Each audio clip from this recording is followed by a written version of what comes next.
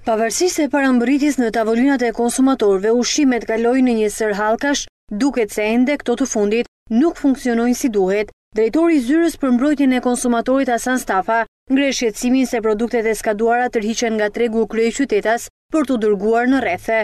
Se skadon produktin në Tiranë, kapet në Tiranë dhe ai produkti janë në vend që të gërposet, në vend që të një farë mënyre të asgjësohet. Nuk ka asnjë komision kusheve çdo u asgjësuar, por thjesht fare mirë mund të vendoset një etiketë be etiketë ose një korrigjim date dhe mund të shkojnë në një zonë periferike. Ai thotë se një numër i lartë denoncimesh janë referuar në instancat përkatëse.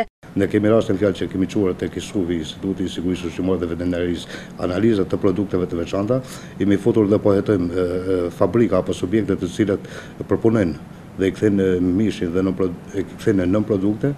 Ashtu sikurse po shikojmë pastaj edhe kemi edhe dyshimet tona për imitacionin e etiketa. Sipas Stafës, ashtu si kundër në politike dhe në organe drejtuese të sigurisë ushqimore, duhet vetting.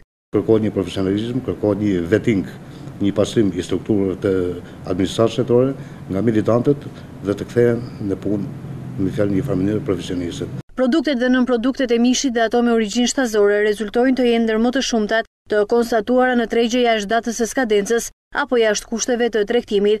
Ndaj për këtë arsye, 2 javët e fundit sipas të dhënave të mbrojtjes së konsumatorit, këto produkte janë braktisur nga konsumatorët.